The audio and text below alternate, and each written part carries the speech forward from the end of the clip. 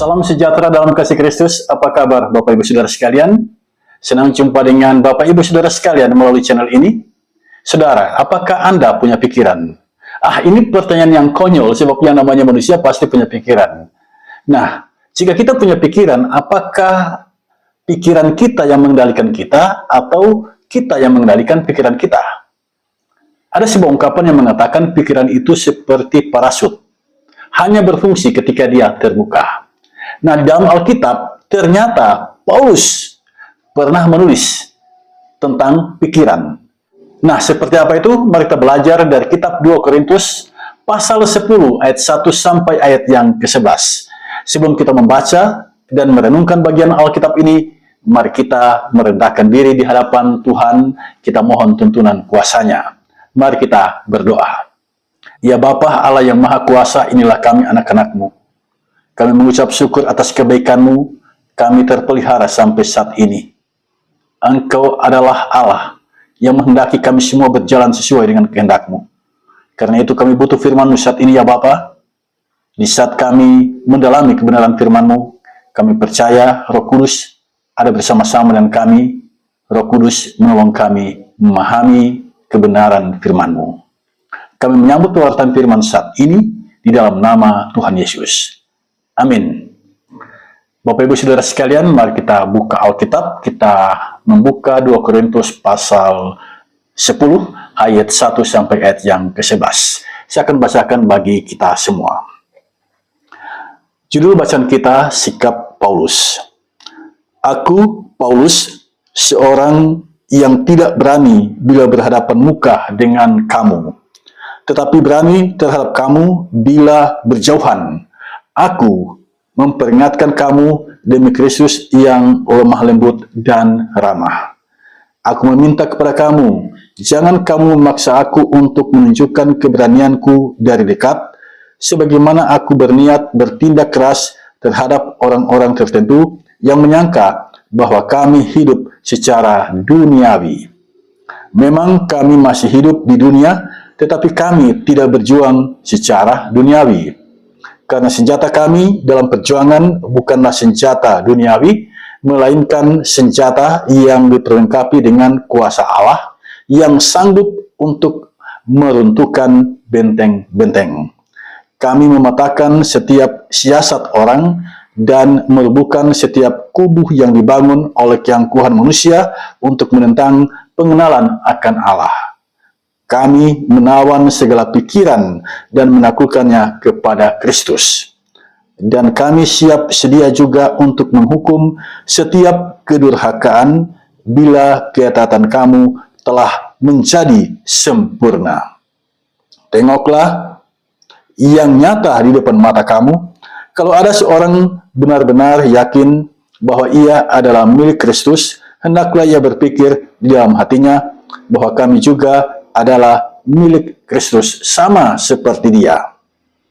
Bahkan jikalau aku agak berlebih-lebihan bermegah atas kuasa yang dikaruniakan Tuhan kepada kami untuk membangun dan bukan untuk meruntuhkan kamu, maka dalam hal itu aku tidak akan mendapat malu. Tetapi aku tidak mau kelihatan seolah-olah aku menakut-nakuti kamu dengan surat-suratku. Sebab kata orang, surat-suratku memang tegas dan keras, tetapi bila berhadapan muka, sikapnya lemah dan perkataan-perkataannya tidak berarti. Tetapi hendaklah orang-orang yang berkata demikian menginsafi bahwa tindakan kami bila berhadapan muka sama seperti perkataan kami dalam surat-surat kami bila tidak berhadapan muka. Bapak Ibu Saudara sekalian, sampai di sini batas pembacaan Alkitab. Kita akan belajar 2 Korintus pasal 10 ayat 1 sampai ayat yang ke-11 ini dalam bingkai tema menaklukkan segala pikiran dalam Kristus Yesus. Saudara sekalian, apakah Anda pernah mendengar sebuah ungkapan yang sangat populer yang dikeluarkan atau disampaikan oleh seorang filsuf yang bernama René Descartes pada abad ke-16? Dia seorang filsuf asal Prancis yang dikenal juga sebagai Bapak Filsafat Modern. Nah, semboyan yang dia sampaikan adalah cogito ergo sum dalam bahasa Latin. Artinya, aku berpikir, maka aku ada. Berpikir yang menjadi penekanannya di sini. Nah, itu berarti René Descartes adalah seorang yang sangat menjunjung tinggi kerja akal budi manusia. Dengan berpikir, banyak hal dapat kita lakukan.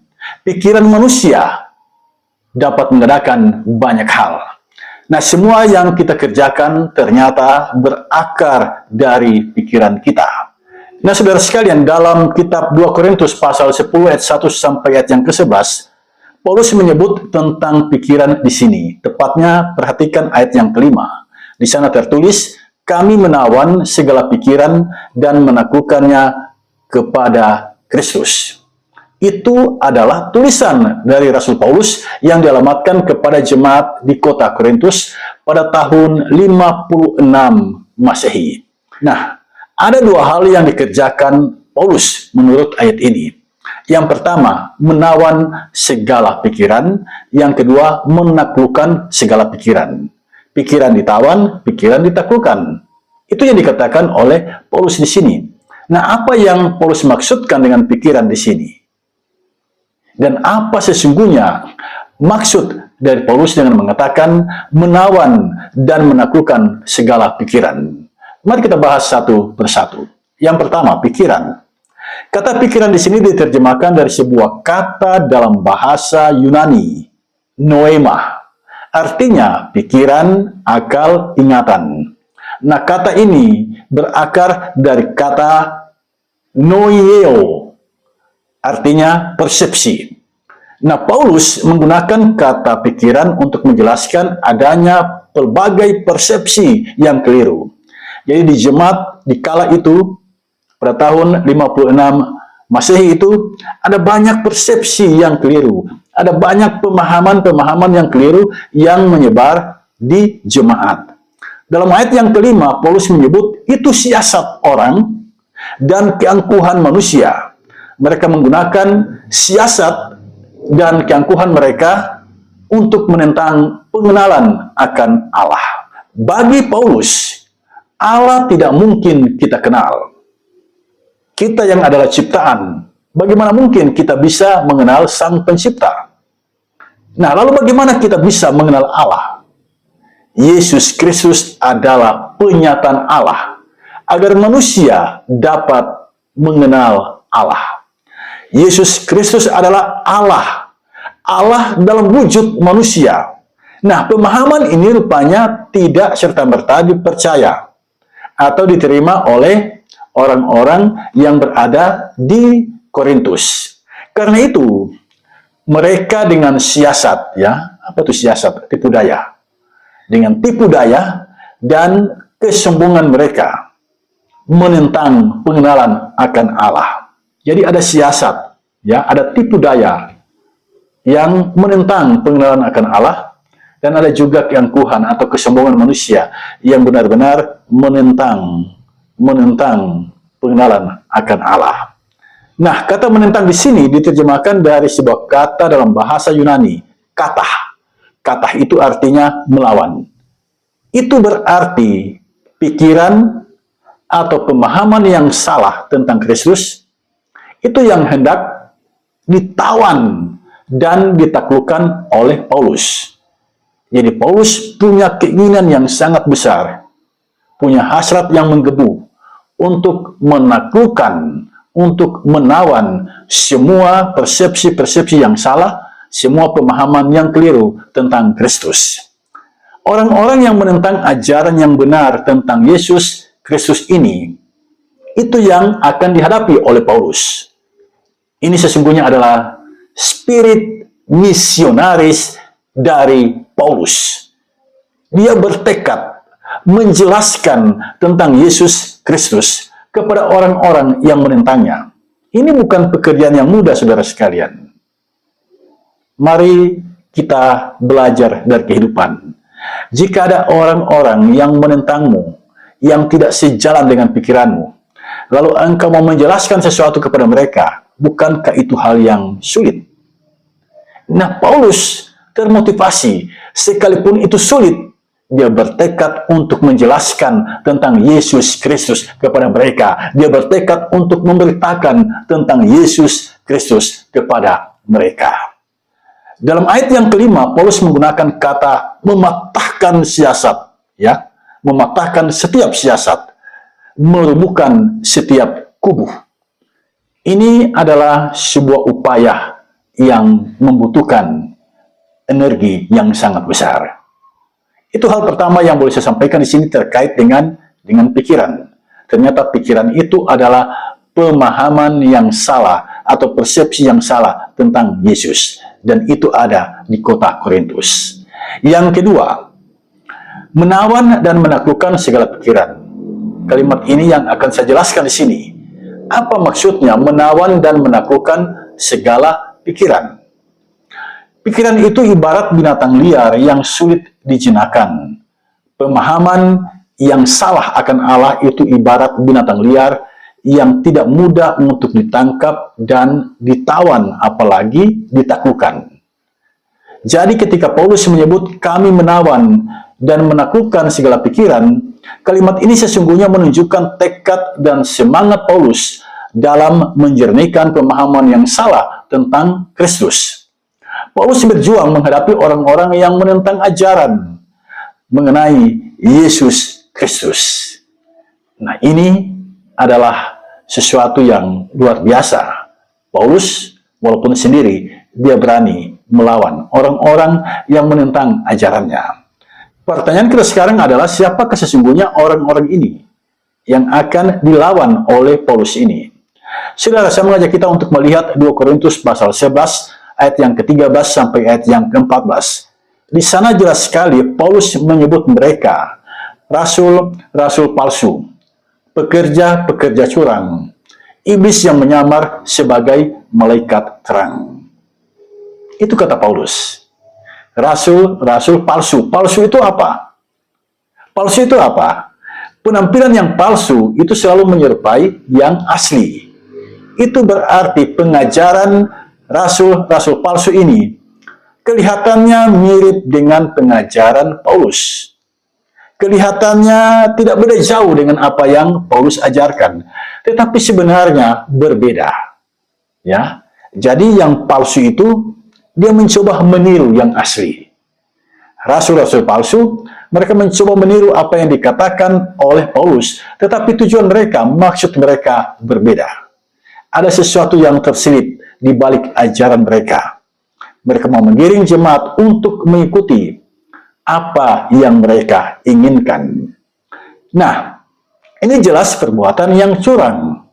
Sehingga Paulus menyebut mereka pekerja-pekerja curang. Nah, siapakah mereka ini? Siapakah pekerja-pekerja yang curang ini? Saudara, ketika Paulus masih berdiam di kota Korintus selama 1,5 tahun, Paulus bersitegang dengan orang Yahudi. Bahkan orang-orang Yahudi ini, yaitu para pemimpin agama Yahudi, membawa Paulus ke pengadilan. Perhatikan Kisah Para Rasul pasal 18, ayat yang ke-12 sampai ayat yang ke-17.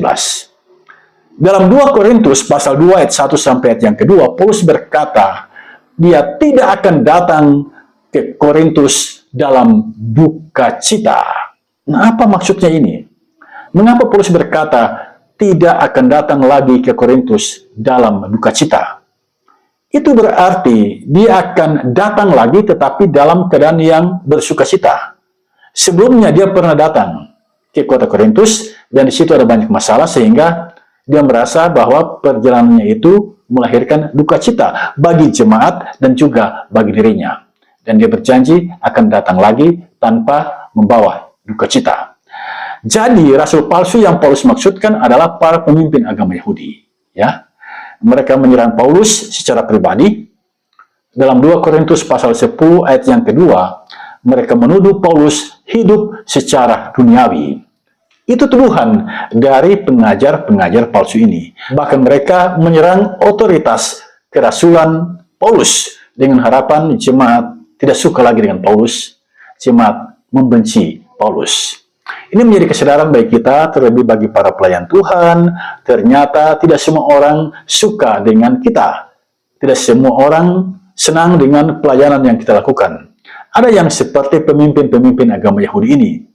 Mereka iri hati, mereka tidak suka Paulus mendapatkan banyak pengikut, mereka tidak suka banyak orang mendengar apa yang Paulus beritakan.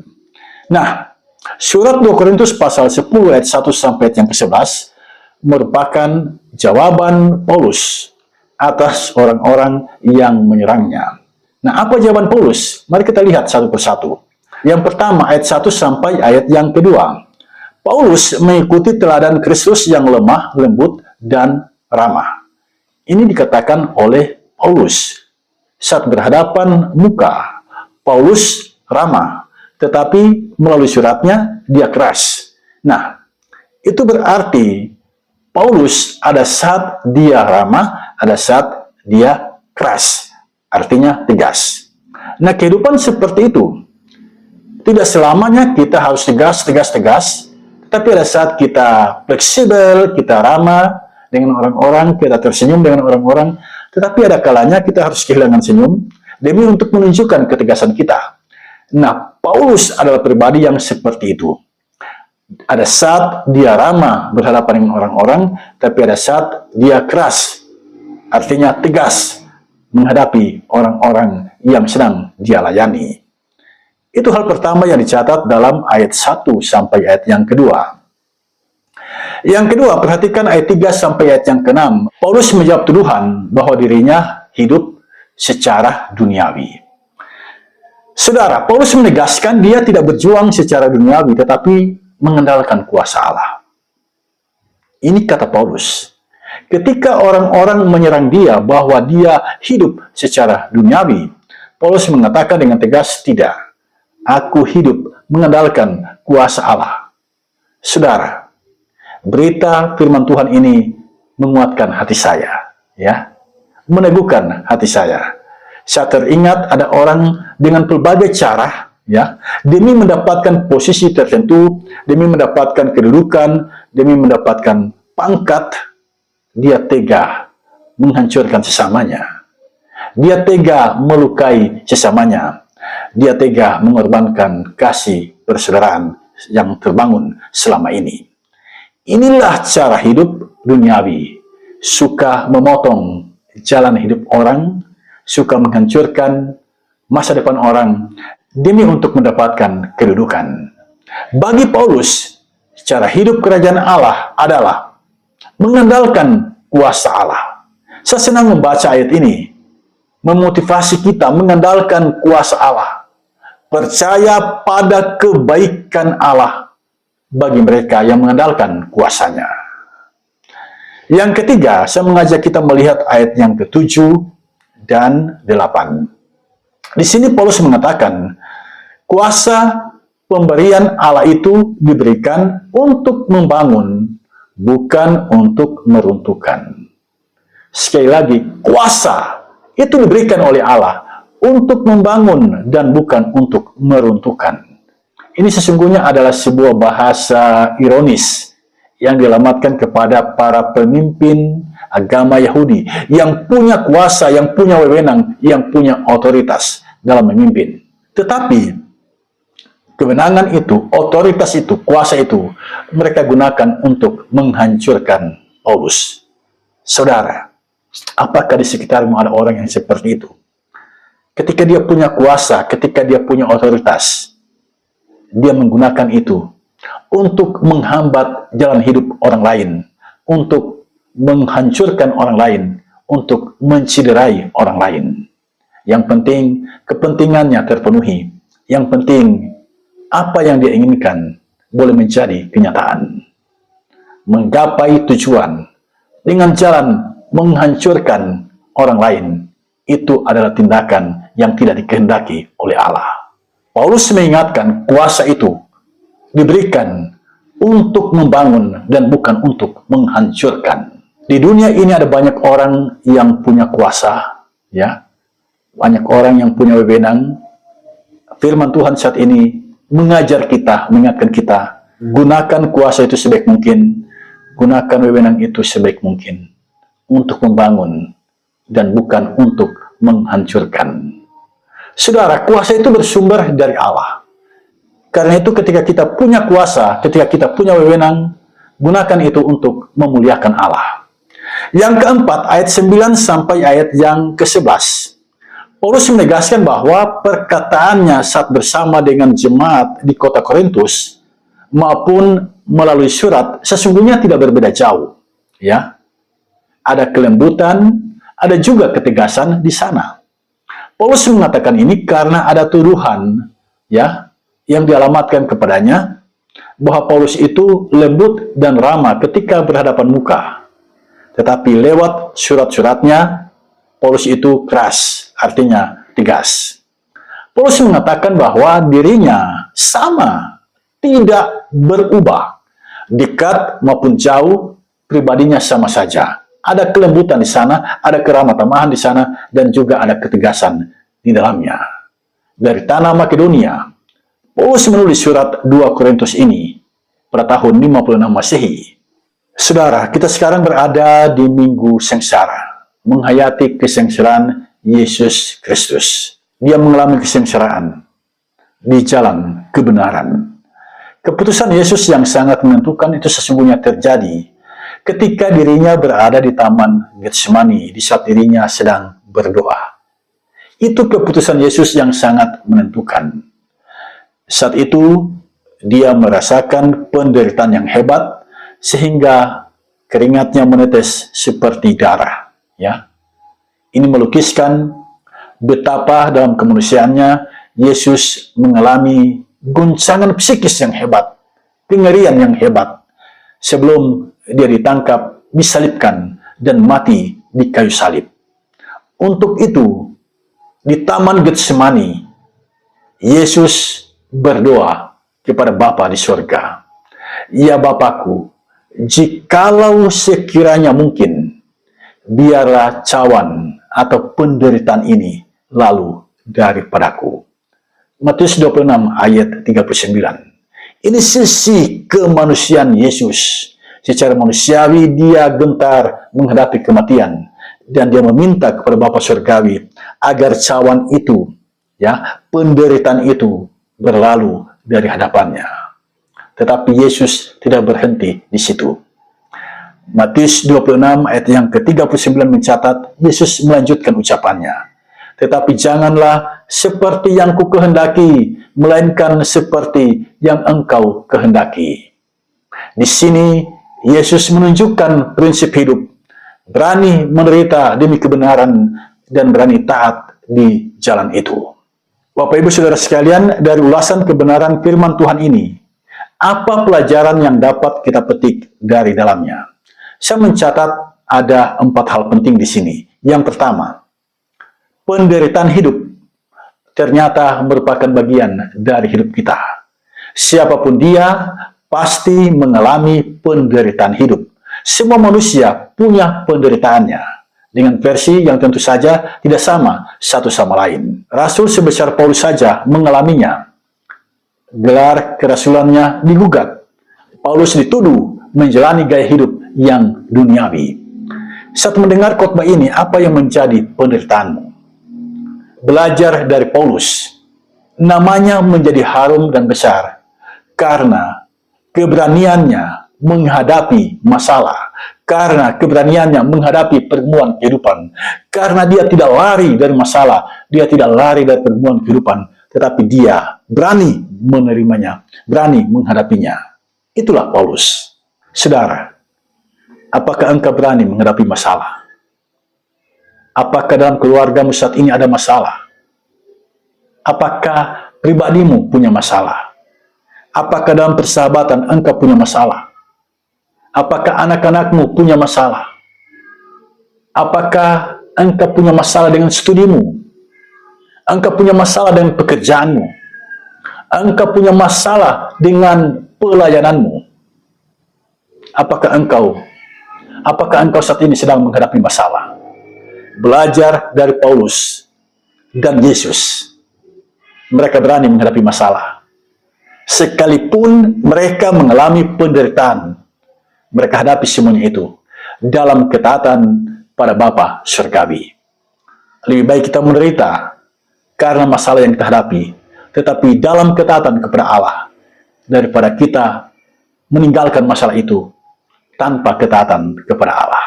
Yang kedua, menjalani kehidupan ini, bangunlah selalu komunikasi dengan sesamamu. Komunikasi itu sangat penting.